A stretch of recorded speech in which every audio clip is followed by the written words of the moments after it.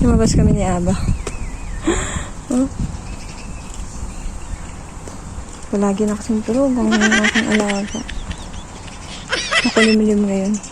So, ano pa lang, 10 a.m.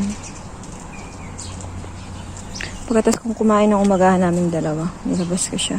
Nandun si Ima sa bahay. Hindi mo yung sa amin nasamang paglabas. Tambay, tambay. Iikot ko siya dun sa malaking park. So, ito, gate 3 yan. Diyan kami dadaan. Mas malapit kasi kami sa gate 3. Doon na lang kami lalabas sa gate 1. Para isang ikot, diretso uwi na.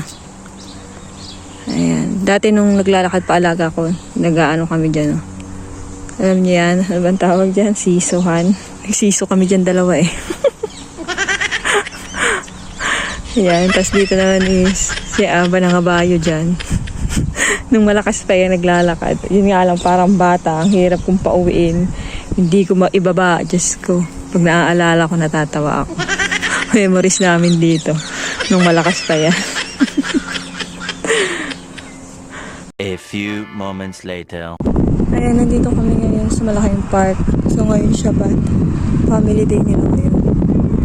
So marami ditong nagpupunta nagla-lunch kasi may mga upuan, palaruan ng bata. So ito yung isa sa kagandahan dito sa Israel. Kapag Shabbat is family day nila, kapag holiday.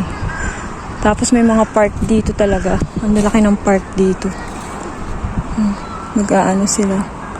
Nagpa-family bonding. Family oriented kasi talaga sila. Family first sila kapag holiday or Shabbat. Kaakit kami dito ni Aba. Doon na kami lalabas sa gate 1 tapos diretso uwi na. Itong aking dulaga. Ayan. So, ayan, nagdadatingan na dito yung mga pamilya. Nakain sila dyan. Dito sila nagla-lunch.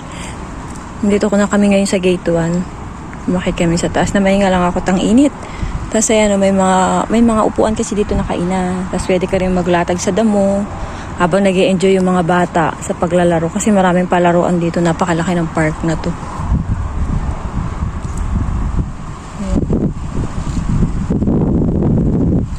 So yun, mababa na kami. So dito sa gate 1, dyan mo makikita yung tapunan. Meron dito space ng tapunan yung pinupuntahan ko. Ayun na. Uwi na mi. Uwi na kami ni Aba, mag-11 na. Uy, kumilimlim. Uwi na kami. Nalimutan ko kasi magdala ng sombrero. Uwi na kami. So ayan, ito yung tapunan. Balagan pa din. Mga sapatos. Ang kalat. Ito yung tapunan dito. Tinatamad ako magkalita. Parang ano. Dito ko nakuha yung yung kahapon. Sige na nga, titingin ako ng kaunti.